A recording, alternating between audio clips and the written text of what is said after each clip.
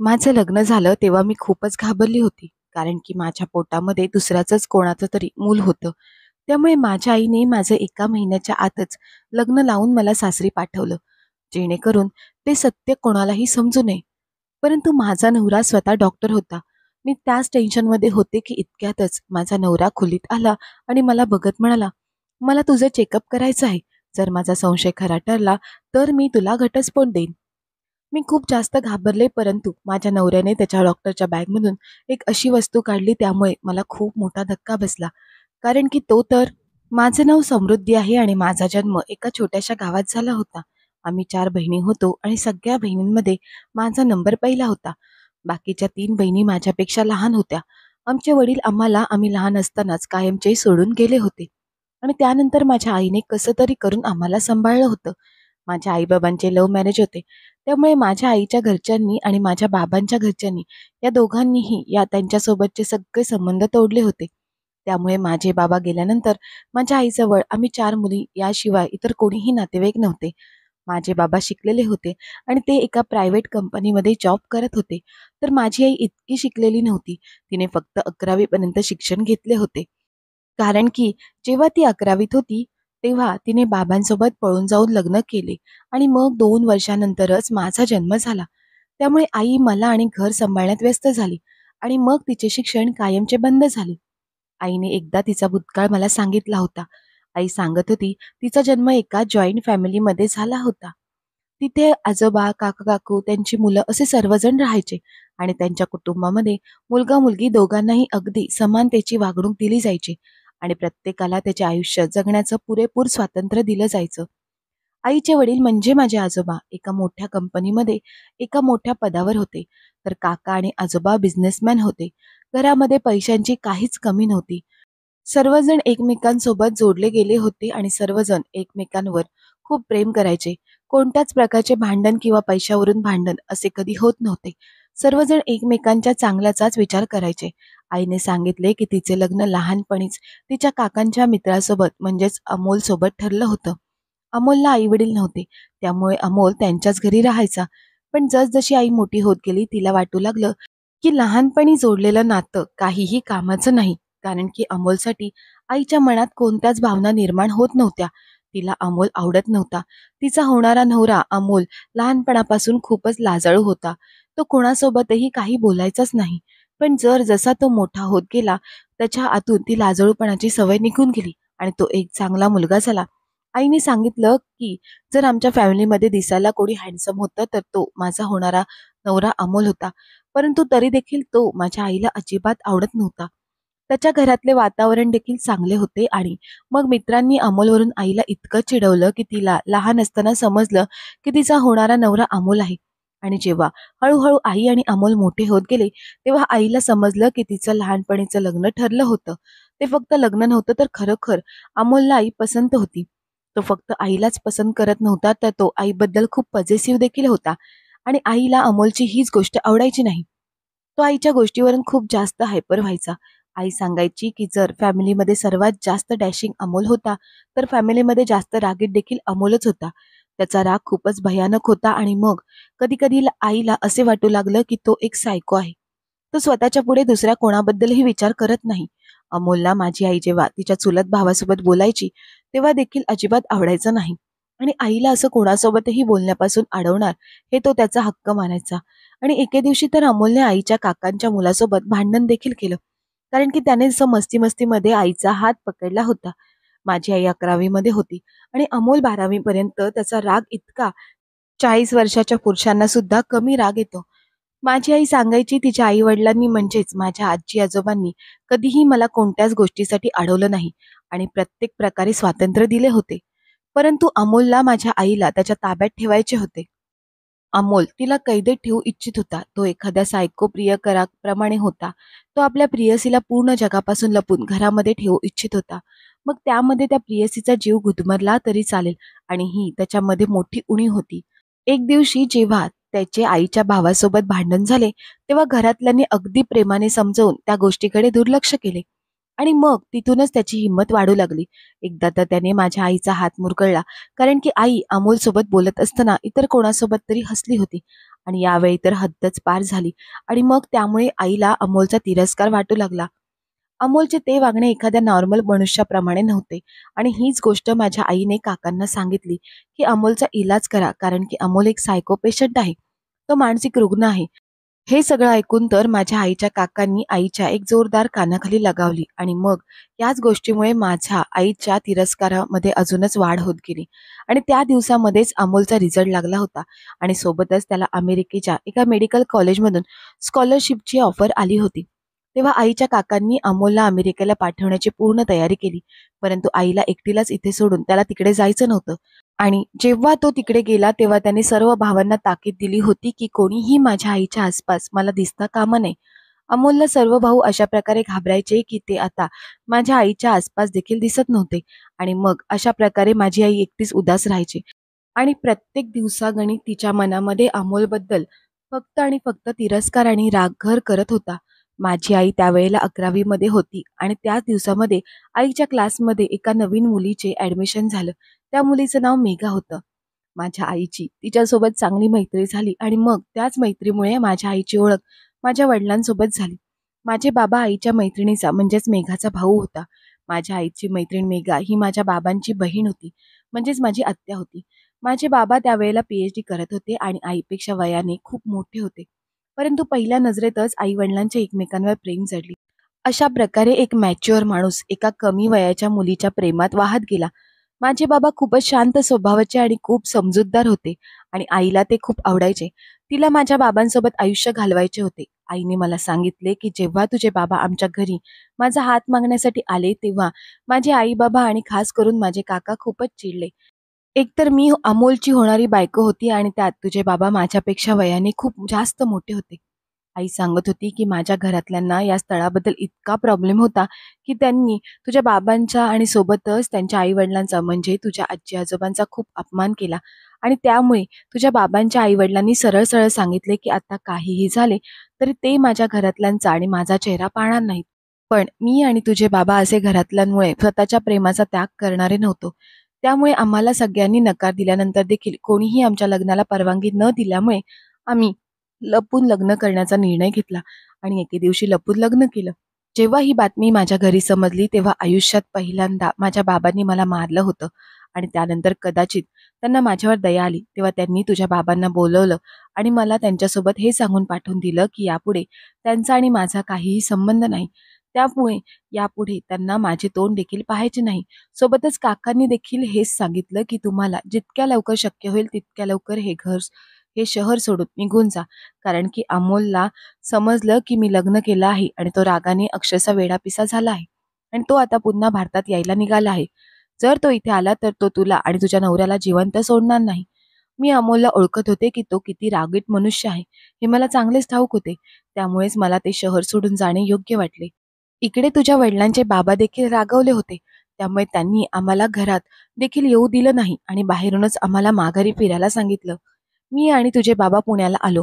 तुझे बाबा चांगले शिकलेले होते. त्यामुळे त्यांना चांगली नोकरी मिळाली.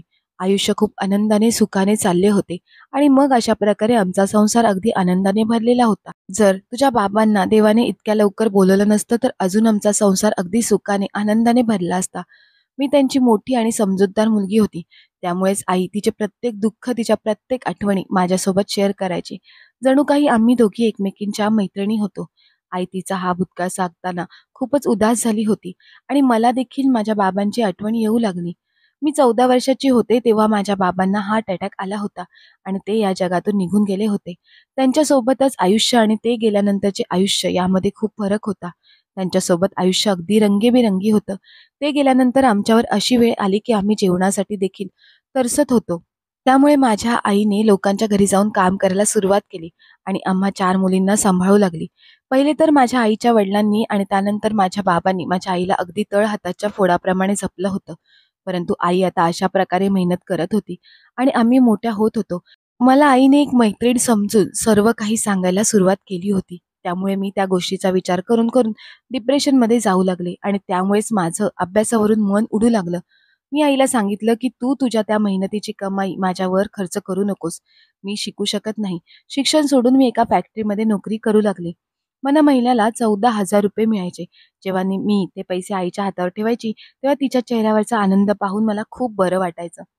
माझ्या लहान बहिणी अभ्यासात खूप चांगल्या होत्या. दुसऱ्या नंबरच्या बहिणीने तर 10वी मध्ये टॉप केलं होतं. त्यामुळे तिचे ॲडमिशन एका चांगल्या आणि मोठ्या कॉलेजमध्ये झाले होते. माझ्या सर्व बहिणींना शिकून काहीतरी बनायचं होतं आणि त्यांना माझ्या आईच्या मेहनतीला वाया जाऊ द्यायचं नव्हतं. माझी आई आम्हा सगळ्यांवर खूप प्रेम करायची आणि तिचा आमच्यावर खूप विश्वास होता.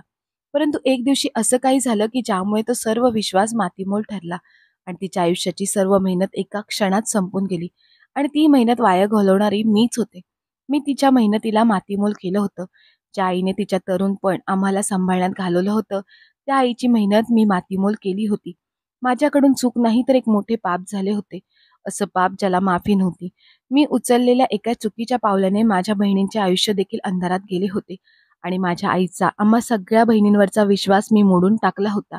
मी चेक केलं होतं त्यामुळे ना फक्त आभाळ माझ्या डोक्यावर कोसळलं होतं, तर माझ्यासोबत माझ्या आई आणि बहिणींवर देखील ते दुःखाचं डोंगर कोसळलं होतं. आणि ते दुःखाचं डोंगर अशा प्रकारे कोसळलं होतं की आमच्यापैकी कोणाचीही हिंमत नव्हती की आम्ही मान वर करून रस्त्याने चालू शकू. असं झालं होतं की मी ज्या कंपनीत काम करत होते त्या कंपनीमध्ये गौरव नावाचा मुलगा होता. तो मोठ्या पदावर काम करत होता. तो मला बघून हसायचा. सुरुवातीला तर मला त्याच्यावर खूप राग यायचा आणि तो मला जरा विचित्र वाटायचा. मग हळूहळू मला त्याच्या हसण्याची सवय झाली. परंतु अजूनपर्यंत तो माझ्यासोबत काहीही बोलला नव्हता. मला असं वाटू लागलं की माझी कहाणी देखील अगदी माझ्या आईसारखीच होईल. कारण की मी 17 वर्षाची होते आणि गौरव जवळपास 35 वर्षाचा होता. परंतु त्याचा ड्रेसिंग सेन्स खूपच सुंदर असायचा. तो खूपच हँडसम होता. दिसायला स्मार्ट होता. कंपनीतील प्रत्येक मुलगी त्याला पाहून स्माईल द्यायची. परंतु तो फक्त माझ्याकडे बघूनच हसायचा. या गोष्टीने मी जरा हरभऱ्याच्या झाडावर चढले. काही दिवस निघून गेले तेव्हा गौरवने माझ्यासोबत असंच येता जाता बोलायला सुरुवात केली. काही दिवसानंतर आमच्या गप्पा गोष्टी खूपच रंगू लागल्या आणि मग थोड्याच वेळात आम्ही दोघं एकमेकांच्या खूप जवळ आलो. आता तो रोज माझ्यासाठी एक गिफ्ट घेऊन यायचा आणि मी आईला सांगायचे की माझ्या मैत्रिणीनं दिलं आहे. माझ्या आईला तिच्या मुलीवर आणि खास करून माझ्यावर खूप विश्वास होता. ती माझ्या त्या बोलण्यावर विश्वास ठेवायची आणि मी विचार केला होता की जसं गौरव मला त्याच्या मनातलं सांगेल, तेव्हा मी देखील माझ्या आईला त्याच्याबद्दल सांगेल. आणि मला विश्वास होता की आई त्या नात्यासाठी नक्की परवानगी देईल. कारण की तिची अशी अजिबात इच्छा नसेल की जे तिच्यासोबत झालं होतं तसंच माझ्यासोबत घडावं. ज्या प्रकारे तिच्या आई-वडिलांनी तिच्यासोबत संबंध तोडले होते, तसे ती माझ्यासोबत अजिबात करणार नव्हती. ती माझ्या आनंदासाठी काहीही करू शकत होती. त्यामुळे तिने माझ्या पसंतीने माझं लग्न नक्कीच लावून दिलं असतं. आईने आम्हाला हे शिकवलं होतं की प्रेम प्रकरण करणं यात काही चुकीचं नाही आणि मला विश्वास होता की तिला काहीच प्रॉब्लेम नसेल. त्या दिवसामध्ये मी खूपच खुश असायचे. अगदी आनंदी आनंद, अगदी हवेत तरंगत होते. एक डॅशिंग आणि इतका श्रीमंत माणूस माझ्यावर फिदा झाला होता. परंतु त्यानंतर माझ्याकडून एक खूप मोठी चुकी घडली. मी प्रेमामध्ये वाहत गेले आणि एक पाप करून बसले. असं पाप ज्यामुळे मी माझ्या पूर्ण आयुष्याची राख-रांगोळी करणार होते. झालं काही असं होतं की माझा वाढदिवस होता. परिस्थिती जरा बेताची असून देखील माझ्या आईने माझ्यासाठी केक आणला होता आणि माझ्या बहिणीने काही मिनिटातच अगदी छान डेकोरेशन देखील केलं होतं. आम्ही मायलेकी त्या दिवशी खूप मस्ती केली आणि मी त्या आनंदात अजूनच आनंदी होत होते. कारण की गौरवने सांगितले होते की त्याने माझ्यासाठी उद्या एक सरप्राईज प्लॅन अरेंज केला आहे आणि त्या सरप्राईज प्लॅनमध्ये तो मला त्याच्या मनातलं सगळं काही सांगणार आहे. त्यामुळे उद्याच्या दिवसाची मी अगदी आतुरतेने वाट पाहत होते. त्यामुळे मला रात्रभर झोप लागली नाही आणि सकाळ कधी होते याची मी वाट पाहत होते आणि मग दुसऱ्या दिवशी मी घरातून कंपनीकडे जायला निघाले. परंतु मी कंपनीमध्ये गेले नव्हते, तर गौरवने सांगितलेल्या एका पार्लरमध्ये गेले होते, जिथे गौरवने माझी अपॉइंटमेंट आधीपासूनच घेऊन ठेवली होती. आणि मग 4 तासाच्या अथक प्रयत्नानंतर ब्युटिशियनने मला अगदी परी बनवली होती. मी स्वतःला आरशात पाहिलं, तेव्हा मला स्वतःवरच विश्वास बसत नव्हता, की ती मीच आहे. मी कधीही स्वतःवर लक्ष दिलं नव्हतं. मेकअप आणि डिझायनर, महागडा गाऊन घालून असं वाटत होतं, की मी आकाशातून उतरलेली एक परीच आहे. हाच विचार करून मी लाजत होते, की जेव्हा गौरव मला पाहील तेव्हा तो तर मला पाहतच राहील. थोड्या वेळातच वॉचमॅनने मला येऊन सांगितले, की मला गाडी घ्यायला आली आहे. मी बाहेर आले तेव्हा एक चमचमणारी महागडी गाडी बाहेर उभी होती. ड्रायव्हरने धावतच माझ्यासाठी दरवाजा उघडला आणि मी गाडीत बसले. गौरव मला घ्यायला आला नव्हता. याचा अर्थ सरप्राईज खूप मोठे होते. थोडा वेळ प्रवास केल्यानंतर शहरातल्या त्या गोंधळापासून मी दूर एका सुंदर आणि शांत जागेवर पोचले. समोर खूप सुंदर असा फार्म हाऊस होता. त्याच्या आतमध्ये आले तेव्हा जिन्यावर फुलेच फुले अंतरलेली होती. ते सर्व पाहून मी इतकी खुश होते की मी सर्व काही विसरून गेले होते. मला आठवण आली ती फक्त गौरवची, जो मला इतकं स्पेशल फील करत होता. माझ्या मनामध्ये त्याच्याबद्दलचे प्रेम अजूनच वाढले होते. त्या फुलांच्या पायघड्यांवरून मी त्या फार्म हाऊसमध्ये दाखल झाले.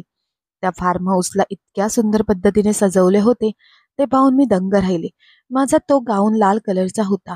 ती सर्व फुलं देखील लाल रंगाची होती आणि सोबतच गौरवने देखील लाल रंगाचा सूट घातला होता. ही सर्व तयारी गौरवने माझ्या वाढदिवसासाठी केली होती. त्याने खूप मोठा आणि सुंदर केक मागवला होता, ज्याच्यावर माझ्यासारखीच लाल कलरची फ्रॉक घातलेली डॉल होती. मी गौरव सोबत केक कट केला. गौरवने गिफ्टमध्ये मला डायमंडचा नेकलेस दिला. इतका महागड गिफ्ट माणूस एकाच व्यक्तीला देतो ज्याच्यावर तो जीवापाड प्रेम करतो. गिफ्ट नंतर अजून एक गिफ्ट होतं. तेव्हा गौरव माझ्याकडे त्याच्या प्रेमाची कबुली देणार होता. त्याने माझा हात पकडला आणि मला अगदी प्रेमाने एका खोलीत घेऊन गेला. ती खोली अगदी अंधारलेली होती आणि जवशी गौरवने लाईट चालू केली तेव्हा माझे डोळे अगदी दिपून गेले, कारण की त्या खोलीमध्ये एकही अशा जागा शिल्लक राहिली नव्हती जिथे माझा फोटो नव्हता. चारही बाजूंना फक्त आणि फक्त माझेच फोटो होते. त्या सजवलेल्या रूममध्ये गौरवने गुडघ्यावर बसून मला त्याच्या प्रेमाची कबुली दिली. मी तर आनंदामुळे काहीच बोलू शकत नव्हते. गौरवने माझ्या बोटामध्ये अंगठी घातली आणि मला अगदी घट्ट मिठी मारली. मला त्याच्या त्या मिठीमध्ये खूपच शांतता मिळाली. मी खूपच खुश होते. गौरवने त्याच्या प्रेमामध्ये अजून एक पाऊल पुढे टाकले आणि माझा गाऊन खांद्यावरून थोडा खाली केला. त्याचं ते प्रेम पाहून मी अगदी आनंदाच्या नशेमध्ये बुडाले होते. त्या आनंदाच्या नशेमध्ये मी इतकी बुडाले होते, इतकी धुंद झाले होते की मला काय घडत आहे हे देखील समजत नव्हते. मी अगदी मनसोक्त गौरवच्या प्रेमाचा आस्वाद घेत होते. त्या दिवशी गौरवने त्याच्या प्रेमाच्या सर्व सीमा पार केल्या आणि मी देखील अगदी पूर्णपणे त्याला साथ दिली. जेव्हा ती प्रेमाची नशा थोडी कमी झाली तेव्हा मी स्वतःला बेडवर गौरवच्या मिठीत पाहिलं. तेव्हा मला मी खूप मोठी चूक करून बसले होते याची जाणीव झाली होती. परंतु गौरवने मला हे सांगून धीर दिला की आपण दोघे लवकरात लवकर लग्न करणार आहोत आणि प्रेमामध्ये इतकं चालतं. मी त्याचं ते अमर्याद प्रेम पाहिलं होतं, त्यामुळे मी देखील त्यावेळेला शांत झाले आणि मग त्यानंतर सारखं सारखं मी आणि गौरव हे पाप करतच राहिलो आणि तो मला सारखं सारखं समजवायचा, धीर द्यायचा. परंतु आता तो लग्नाबद्दल बोलणं टाळू लागला. मला आता जाणीव होत होती त्याला माझ्या शारीरिक सुखाशिवाय आणखी दुसऱ्या कशामध्येही इंटरेस्ट नाही. मग एक दिवशी माझी तब्येत खराब झाली. मी डॉक्टरांकडे गेले आणि डॉक्टरांनी मला चेक केल्यानंतर मला अशी एक गोष्ट सांगितली ज्यामुळे माझ्या पायाखालची जमीनच सरकून गेली. डॉक्टरांनी सांगितलं की मी आई होणार आहे. हीच गोष्ट सांगण्यासाठी मी गौरवच्या घरी गेले. परंतु तेव्हा त्याच्या फ्लॅटवर कुलूप लावला गेला होता. तेव्हा मी त्याच्या शेजारी विचारलं तेव्हा मला समजलं की तो काही दिवसापूर्वी इथे राहण्यासाठी आला होता आणि आता तो निघून गेला आहे. पण मी स्वतःला समजावत होते की गौरव माझ्यासोबत असं काहीही करणार नाही. तो पुन्हा नक्की परत येईल. मी त्याला फोन लावून लावून थकून गेले होते, परंतु त्याचा फोन स्विच ऑफ लागत होता. माझं टेन्शन दिवसेंदिवस वाढत होतं आणि माझं वजन देखील वाढत होतं. मी कोणालाही ही गोष्ट सांगू शकत नव्हते. जर आईला समजलं असतं तर माझ्यावर खूप मोठे संकट आलं असतं. हे संकट एक ना एक दिवस सर्वांना समजणार होतंच आणि हे संकट एक दिवशी आईला समजलंच. आईने माझ्या बॅगेमध्ये माझ्या टेस्टचे रिपोर्ट पाहिले होते आणि त्या दिवशी मी तिचा विश्वासाचा खून केला होता. ती रडतच मला म्हणाली, "जर तू मला स्वतः सर्व काही सांगितलं असतं, तर मग मी तुला अगदी इज्जतीने, आनंदाने तुझं लग्न लावून दिलं असतं, ज्यामुळे आज हे पाहावे लागले नसते." परंतु आता सगळं झालं होतं. मी आईची माफी मागून थकून गेले होते, परंतु आईने माझ्याशी बोलणे बंद केले होते. सोबतच माझ्या बहिणींना देखील सक्त ताकीद दिली होती की माझ्यासोबत कोणीही बोलायचं नाही. ती मला पाहू देखील इच्छित नव्हती. आईने माझा बंदोबस्त करण्याचा निर्णय घेतला आणि मग लग्न जमवणाऱ्या बाईला एक स्थळ आणण्यासाठी सांगितले. आईने त्या महिलेला सांगितले, तो मुलगा आंधळा, बहिरा, लंगडा, लुळा, पांगळा कसा का असेना तरीही आम्हाला चालेल. आणि मग त्याप्रमाणे त्या महिलेने माझ्यासाठी एका मुलाचे मागणे आणले. त्या मुलाविषयी आईने कोणतीही चौकशी न करता होकार दिला आणि मग माझे लग्न लावून मला न भेटताच मला माझ्या सासरी पाठवून दिलं. इतकंच काय, तिने स्वतः देखील स्वतःच्या जावयाला पाहिलं नव्हतं आणि मला देखील माझा होणारा नवरा कोण आहे हे दाखवलं नव्हतं. त्या महिलेसोबतच मी माझ्या नवऱ्याच्या घरी आले होते. ती महिला कदाचित माझ्या नवऱ्याला ओळखत होती. ती मला माझ्या नवऱ्याच्या खोलीत बसून निघून गेली होती. मी तर आधीपासूनच खूप घाबरले होते. माझ्या पोटामध्ये दुसऱ्या कोणाचे तरी मूल होतं आणि आता मी दुसऱ्याची बायको होते. आईने सांगितले होते की ही गोष्ट कोणालाही सांगायची गरज नाही. ही गोष्ट लपून ठेव आणि मग काही दिवसांनंतर सांग की मी आई होणार आहे. तुझ्या नवऱ्याला वाटेल की ही त्याचंच मूल आहे आणि मग अशा प्रकारे तुझी बदनामी होणार नाही. परंतु थोड्या वेळापूर्वी ती महिला जे सांगून गेली होती त्यामुळे माझ्या अंगावर काटा उभा राहिला. त्या महिलेने सांगितलं की माझा नवरा डॉक्टर आहे. तो डॉक्टर होता त्यामुळे मी माझी इच्छा असून देखील त्याच्यापासून हे सत्य लपवून ठेवू शकत नव्हते. आणि आज लग्नाची पहिली रात्र होती. माझे रहस्य त्याच्यासमोर उघडे पडणार होते. माझं पितळ त्याच्यासमोर उघडं पडणार होतं. त्याच वेळेला त्या खोलीचा दरवाजा उघडला आणि माझा नवरा आत आला. माझं हृदय जोरजोरात धडधडू लागलं. चेहऱ्यावर कित्येक भाव आले आणि निघून गेले. माझे हात थरथरू लागले. माझा नवरा आला आणि तो जे काही बोलला त्यामुळे माझ्या चेहऱ्यावरचा रंगच उडून गेला. जणू काही मी मरून गेले होते. माझ्या नवऱ्याने सांगितले की तो माझी एक टेस्ट करू इच्छितो कारण की त्याला माझी ही अवस्था पाहून माझ्यावर संशय येत होता. ज्याप्रमाणे घाईघाईत लग्न झाले यावरून तर अगदी वेड्या माणसाला देखील समजेल की नक्कीच काही ना काही गडबड आहे. त्यामुळेच तो माझी टेस्ट करू इच्छित होता आणि जी त्याला शंका आहे तर ती शंका जर खरी ठरली तर तो मला घटस्फोट देणार होता. मला काही समजत नव्हते की मी आता काय करू. मी खूप वाईट पद्धतीने अडकले होते. मला या चुकीची जाणीव झाली ते म्हणजे मी लग्न करून दुसरी मोठी चूक केली होती. मला लग्न नको करायला पाहिजे होतं. त्यापेक्षा चांगलं होतं की मी आत्महत्या केली असती आणि मग सगळ्यांसाठी सर्व काही ठीक झालं असतं. परंतु आता सर्व काही खराब होणार होतं. कारण जसं तो माझी टेस्ट करणार होता, माझं सत्य सर्वांसमोर येणार होतं आणि सोबतच त्याने माझ्यासोबत काय केले असते हे देखील मला माहीत नव्हते. मी अगदी घाबरलेल्या अवस्थेत त्या बेडवर बसली होती. माझ्या नवऱ्याने कपाटातून त्याची डॉक्टरची बॅग बाहेर काढली. माझे हृदय धडधडू लागले. जणू काही माझ्या शरीरातून जीव निघून गेला होता. आज मला बदनामी आणि मृत्यूपासून कोणीच वाचू शकत नव्हतं. कारण की माझा घटस्फोट होणार होता आणि मग त्यानंतर मला माझ्या आयुष्याला रामराम ठोकायचा होता. कारण की याशिवाय माझ्याकडे दुसरा कोणताच पर्याय नव्हता. माझ्या नवऱ्याने त्याची डॉक्टरची बॅग बेडवर ठेवली आणि मग त्या बॅगमधून एक गोष्ट बाहेर काढली जी पाहून मला खूप मोठा धक्का बसला. कारण की तो तर माझा आणि गौरवचा फोटो होता आणि तो फोटो देखील त्यावेळेचा होता ज्यावेळी मी गौरवच्या मिठीत प्रेमाच्या नशेत होते. गौरवच्या प्रेमाला मी प्रेम समजून त्याच्या मिठीत माझे सर्व काही त्याच्या हवाली केले होते. त्या अवस्थेतला फोटो माझ्या नवऱ्याने माझ्यासमोर फेकला आणि मग त्या बॅगमधून काहीतरी बाहेर काढू लागला. थोड्या वेळाने त्याने बॅगमधून चामड्यासारखं काहीतरी बाहेर काढलं आणि स्वतःच्या चेहऱ्यावर लावलं. जे पाहून माझ्या पायाखालची जमीनच सरकून गेली. कारण माझ्यासमोर गौरव नव्हता तर त्याचा मुखवटा होता. जो मुखवटा माझ्या नवऱ्याने स्वतःच्या तोंडावर लावला होता. त्याने त्याच्या चेहऱ्यावर मास्क बाजूला केला आणि जोरात हसू लागला. आणि मग त्यानंतर जेव्हा त्याने मला त्याचे खरे नाव सांगितले तेव्हा माझ्यावर तर अजून एक मोठा बॉम्ब फुटला. त्याचे नाव अमोल होते. डॉक्टर अमोल, जो माझ्या आईचा पूर्वी नवरा होणार होता. ज्याने माझ्या आईचा बदला घेण्यासाठी हा असला मार्ग निवडला होता. तो त्याची सगळी कहाणी मला सांगत होता की कशा प्रकारे त्याने माझ्या आईला शोधण्यामध्ये एवढी वर्ष घालवली आणि जेव्हा त्याने मला पाहिलं तेव्हा त्याला माझ्या आत माझ्या आईच्या सवयी दिसल्या आणि मग काही दिवसातच त्याला माझ्याबद्दल सर्व काही समजलं.